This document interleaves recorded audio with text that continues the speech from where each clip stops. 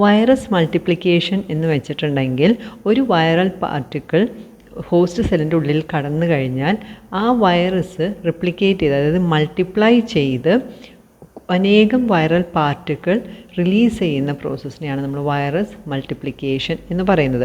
വൈറസിന് റൈബോസോംസോ അതേപോലെ protein സിന്തസിസിനും nucleic acid റിപ്ലിക്കേഷനും ആവശ്യമായിട്ടുള്ള എൻസൈംസോ ഒന്നും തന്നെയില്ല.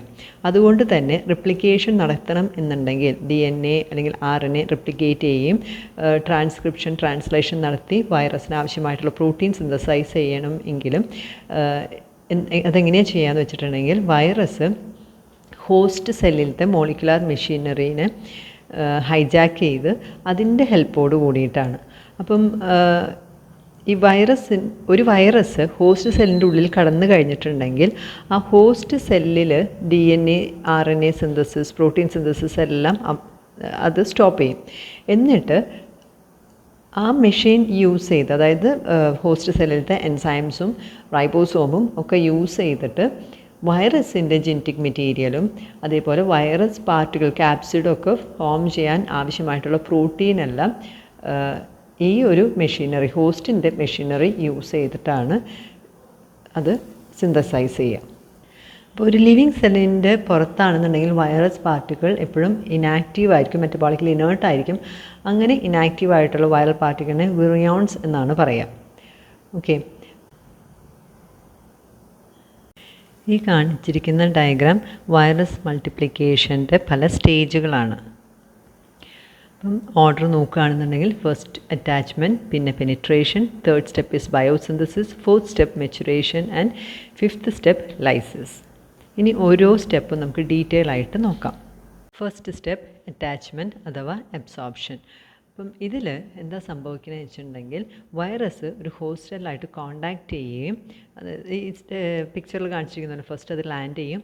അതിനുശേഷം it become specifically bound to the cell, host സെല്ലായിട്ട് ബൈൻഡ് ചെയ്യും. അങ്ങനെ ബൈൻഡ് ചെയ്യാനായിട്ട് ഹെൽപ്പ് ചെയ്യുന്നത് ഈ സെല്ലിൻ്റെ സർഫസിലുള്ള പ്രോട്ടീനും അതേപോലെ തന്നെ വൈറസിൻ്റെ പ്രോട്ടീനുമാണ്. ഇത് രണ്ടും കോമ്പാറ്റബിൾ ആവുമ്പോൾ മാത്രമേ വൈറസിന് ഹോസ്റ്റ് സെല്ലായിട്ട് അറ്റാച്ച് ചെയ്യാൻ സാധിക്കുകയുള്ളൂ. അപ്പം ഈ അറ്റാച്ച്മെൻറ്റ് പ്രോസസ്സ് ബാക്ടീരിയോഫേജിലും മറ്റു വൈറസുകളിലും ചെറിയ വ്യത്യാസമുണ്ട്. രണ്ടാമത്തെ സ്റ്റെപ്പ് പെനിട്രേഷൻ. പെനിട്രേഷൻ എന്ന് വെച്ചിട്ടുണ്ടെങ്കിൽ വൈറസിൻ്റെ ജെനറ്റിക് മെറ്റീരിയൽ ഹോസ്റ്റ് സെല്ലിൻ്റെ ഉള്ളിലേക്ക് റിലീസ് ചെയ്യുന്ന പ്രോസസ്സാണ്. അത് ഓരോ ടൈപ്പ് വൈറസിലും വ്യത്യാസമാണ്. ഇപ്പോൾ ബാക്ടീരിയോഫേജിൽ നോക്കുകയാണെന്നുണ്ടെങ്കിൽ ഇപ്പോൾ ഈ ഡയഗ്രാം നോക്കുക, അതിൽ ആദ്യം കോണ്ടാക്റ്റ് എക്സ്റ്റാബ്ലിഷ് ചെയ്യുന്നു, അതായത് അറ്റാച്ച് ചെയ്യുന്നു. അറ്റാച്ച് ചെയ്ത് കഴിഞ്ഞിട്ടുണ്ടെങ്കിൽ അതിൻ്റെ ഈ ബാക്ടീരിയോഫേജിൻ്റെ ടെയിൽ കോൺട്രാക്റ്റ് ചെയ്യുകയും ടെയിൽ ട്യൂബ് ടെയിലിൻ്റെ അറ്റത്തുള്ള ബേസ് പ്ലേറ്റിൻ്റെ ഭാഗത്തുള്ള ഓപ്പണിങ് കൂടെ പുറത്തേക്ക് വന്ന് അത് ഹോസ്റ്റ് സെല്ലിൻ്റെ സെൽ വാളിനെ, അതായത് ബാക്ടീരിയയുടെ സെൽ വാളിനെ പിയേഴ്സ് ചെയ്ത് തുളച്ച് ഉള്ളിലേക്ക് കടക്കും. ടെയിൽ ട്യൂബ് ഉള്ളിലേക്ക് കടന്നു കഴിഞ്ഞിട്ടുണ്ടെങ്കിൽ വൈറസിൻ്റെ ജെനറ്റിക് മെറ്റീരിയലിനെ ആ ട്യൂബിൽ കൂടെ ഹോസ്റ്റിൻ്റെ സൈറ്റോപ്ലാസത്തിലേക്ക് ഇൻജെക്റ്റ് ചെയ്യും. അപ്പോൾ നമ്മൾ സാധാരണ ഒരു സിറിഞ്ച് ഉപയോഗിച്ച് നമ്മളുടെ ശരീരത്തിലേക്ക് ഒരു മരുന്ന് കുത്തിവെക്കുന്ന അതേപോലെ തന്നെയാണ് ഒരു ബാക്ടീരിയോഫേജ് അതിൻ്റെ ജെനറ്റിക് മെറ്റീരിയൽ ബാക്ടീരിയൽ സെല്ലിൻ്റെ ഉള്ളിലേക്ക് കടത്തിവിടുന്നത്. ആനിമൽ വൈറസിൽ പെനിട്രേഷൻ പ്രോസസ്സിന് പറയുന്ന പേര് വൈറോപെക്സിസ് എന്നാണ്. അതൊരു ഫാഗോസൈറ്റോസിസ് പോലെയാണ്. ആനിമൽ സെൽ മെംബ്രെയിൻ ഈ വൈറൽ പാർട്ടിക്കിളിനെ എൻക്ലോസ് ചെയ്ത് അതിനെ എൻഗൾഫ് ചെയ്ത് അത് ഉള്ളിലേക്ക് എടുത്ത് ആ സെൽ മെംബ്രെയിൻ ബ്രേക്ക് ചെയ്ത് വൈറസ് പാർട്ടിക്കിളിനെ റിലീസ് ചെയ്യും. പിന്നീട് വൈറസിൻ്റെ ക്യാപ്സിഡ് ഡീഗ്രേഡ് ചെയ്ത് ആ വൈറൽ ജെനറ്റിക് മെറ്റീരിയൽ റിലീസാവും. ഇനി എൻവലപ്ഡ് വൈറസ് ആണെന്നുണ്ടെങ്കിൽ അവിടെ മെംബ്രെയിൻ ഫ്യൂഷനാണ് നടക്കുന്നത്. ഈ എൻവലപ്പ് എന്ന് പറയുന്നത് സെൽ മെംബ്രെയിൻ ആണ്. അപ്പം ആ സെൽ മെംബ്രെയിൻ ഒരു ഹോസ്റ്റ് സെല്ലിൽ വന്ന് അറ്റാച്ച് ചെയ്ത് കഴിഞ്ഞാൽ ഹോസ്റ്റിൻ്റെ മെംബ്രെയിനും പ്ലാസ്മ മെംബ്രെയിനായിട്ട് ഫ്യൂസ് ആവുകയും അങ്ങനെ ഒരു ഓപ്പണിംഗ് വന്ന് ഈ എൻവലപ്പിന് ഒരു ഓപ്പണിംഗ് വരും. അപ്പം ആ ഓപ്പണിങ്ങിലൂടെ ന്യൂക്ലിയോ ക്യാപ്സിഡ് ഹോസ്റ്റ് സെല്ലിൻ്റെ ഉള്ളിലേക്ക് റിലീസ് ആവുകയാണ് ചെയ്യുക. ആനിമൽ വൈറസും അതേപോലെ എൻവലപ്ഡ് വൈറസും ഹോസ്റ്റ് സെല്ലിൻ്റെ ഉള്ളിൽ എത്തിക്കഴിഞ്ഞാൽ പിന്നീടുള്ള പ്രോസസ്സാണ് അൺകോട്ടിങ്, അതായത് വൈറൽ ക്യാപ്സിഡിനെ റിമൂവ് ചെയ്യുക. വൈറൽ ക്യാപ്സിഡിനെ റിമൂവ് ചെയ്യുന്നത് ഹോസ്റ്റ് സെല്ലിൻ്റെ ഉള്ളിലുള്ള ലൈസോസോമൽ എൻസൈംസ് ആണ്. അപ്പോൾ ഈ ഡയഗ്രാമിൽ അതിൻ്റെ പ്രൊസീജിയർ കൊടുത്തിട്ടുണ്ട്.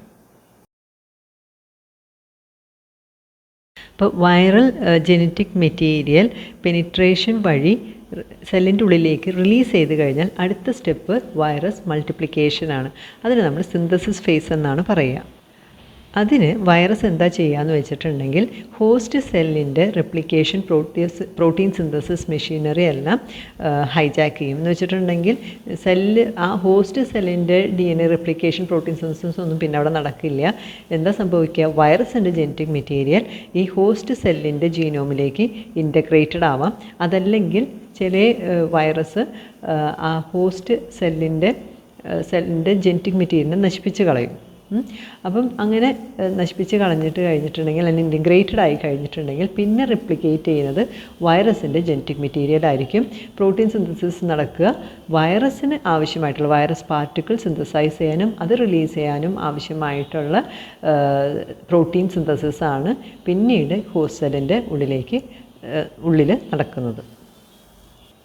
ഹോസ്റ്റിൻ്റെ ജെനറ്റിക് മെറ്റീരിയലിൻ്റെ ഉള്ളിലേക്ക് വൈറസിൻ്റെ ജെനറ്റിക് മെറ്റീരിയലിനെ ഇൻ്റഗ്രേറ്റ് ചെയ്യാനായിട്ട് ഹെൽപ്പ് ചെയ്യുന്നത് ഇൻ്റഗ്രേസ് എന്ന എൻസൈമാണ്. അപ്പം ഇൻ്റഗ്രേറ്റ് ചെയ്യാമെന്ന് വെച്ചിട്ടുണ്ടെങ്കിൽ ഹോസ്റ്റിൻ്റെ ജെനറ്റിക് മെറ്റീരിയലിൻ്റെ ഒരു ഭാഗമായിട്ട് ഈ വൈറസിൻ്റെ ജെനറ്റിക് മെറ്റീരിയൽ മാറും. അടുത്ത ഫേസാണ് അസംബ്ലി ഫേസ്. അസംബ്ലി ഫേസിൽ സിന്തസിസ് ഫേസിൽ റിപ്ലിക്കേറ്റ് ചെയ്ത് മൾട്ടിപ്ലൈ ചെയ്ത ജെനറ്റിക് മെറ്റീരിയലും അതേപോലെ തന്നെ സിന്തസൈസ് ചെയ്തിട്ടുള്ള വൈറൽ പ്രോട്ടീൻ പാർട്ടിക്കിളും യൂസ് ചെയ്ത് പുതിയ വൈറൽ പാർട്ടിക്കിൾസ് ഫോം ചെയ്യും. അസംബ്ലി ഫേസ് എന്നാണ് പറയുന്നത്. അപ്പോൾ എന്താ ഉണ്ടാകുന്നത്? വൈറസിൻ്റെ ജെനറ്റിക് മെറ്റീരിയൽ ഉണ്ടായിട്ടുണ്ട്, അതേപോലെ ക്യാപ്സിഡ് ഫോം ചെയ്തിട്ടുണ്ട്, അതിനുള്ള പ്രോട്ടീനും ഫോം ചെയ്തിട്ടുണ്ട്. അപ്പം അതിനെ ഒന്ന് ചേർന്ന് ഒരു ന്യൂക്ലിയോ ക്യാപ്സിഡ് കോർ സിന്തസൈസ് ചെയ്യും.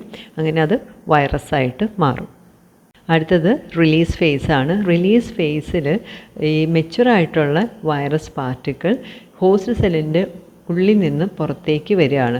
രണ്ട് രീതിയിൽ വരാം. ഒന്നില്ലെങ്കിൽ through lysis of host cell membrane rupture ചെയ്ത് ഈ ഹോസ്റ്റ് സെല്ലിൻ്റെ സെൽ മെംബ്രെയിൻ റപ്ചർ ചെയ്ത് ഹോസ്റ്റ് സെല്ലിനെ നശിപ്പിച്ചിട്ട് ഈ വൈറസ് പാർട്ടിക്കിളിനെ റിലീസ് ചെയ്യാം. അല്ലെങ്കിൽ by budding through host cell wall. Budding ചെയ്യാമെന്ന് പറഞ്ഞിട്ടുണ്ടെങ്കിൽ ഹോസ്റ്റിൻ്റെ സെൽ മെംബ്രെയിൻ ഈ ഒരു വൈറൽ പാർട്ടിക്കിളിന് ചുറ്റും ഹോസ്റ്റിൻ്റെ സെൽ മെംബ്രെയിൻ വരുന്ന രീതിയിൽ പിഞ്ച് ഓഫ് ചെയ്യുക. ഇപ്പം നമ്മൾ ഈ എന്താ പറയുക, ചില ഗോതമ്പ് മാവൊക്കെ കുഴച്ചിട്ട് ചപ്പാത്തിക്ക് ഉരുള എടുക്കില്ലേ, അതാണ് പിഞ്ചിങ് ഓഫ്. അതിൽ നിന്ന് പിച്ചെടുക്കുക. അപ്പോൾ അതേപോലെ തന്നെയാണ് ഈ ബഡ്ഡിങ് എന്ന് പറയുമ്പോഴും സംഭവിക്കുന്നത്. സിമ്പിളായിട്ട് പറഞ്ഞു എന്നേ ഉള്ളൂ കേട്ടോ നിങ്ങൾക്ക് മനസ്സിലാവാൻ. അതിൻ്റെ സയൻറ്റിഫിക് വശങ്ങളൊക്കെ വേറെയാണ്. പക്ഷേ ഇത് പിഞ്ചിങ് ഓഫ് എന്ന് പറയുമ്പോൾ റിലേറ്റ് ചെയ്യാൻ വേണ്ടി ഒരു എക്സാമ്പിൾ പറഞ്ഞു എന്നേ ഉള്ളൂ. ഒരു വൈറൽ പാർട്ടിക്കിൾ ഹോസ്റ്റ് സെല്ലിൽ അഡ്സോർബ് ചെയ്യുക, അതായത് അറ്റാച്ച് ചെയ്യുകയും അതിൽ നിന്ന് പുതിയ വൈറസ് പാർട്ടിക്കിൾ റിലീസ് ചെയ്യുന്ന സമയം, ആ ഒരു ഡ്യൂറേഷൻ അഡ്സോർപ്ഷൻ്റെയും റിലീസ് ഫേസിൻ്റെയും ഇടയിലുള്ള സമയത്തിന് നമ്മൾ എക്ലിപ്സ് പീരീഡ് എന്നാണ് പറയുക. ബാക്ടീരിയോഫേജിൻ്റെ എക്ലിപ്സ് പീരീഡ്, അതായത് ബാക്ടീരിയോഫേജ് മൾട്ടിപ്ലൈ ചെയ്ത് പുതിയ വൈറൽ പാർട്ടിക്കിൾ റിലീസ് ചെയ്യാൻ വേണ്ടത് 15 തൊട്ട് 30 മിനിറ്റ് വരെയാണ്. ആനിമൽ അല്ലെങ്കിൽ പ്ലാന്റ് വൈറസ് മൾട്ടിപ്ലൈ ചെയ്യാനായിട്ട് വേണ്ടത് 15 തൊട്ട് 30 മണിക്കൂറാണ്. ജനറലായിട്ടാണ് ഈ ഒരു ടൈം പറഞ്ഞിരിക്കുന്നത്, എക്സെപ്ഷൻസ് ഉണ്ടാവും.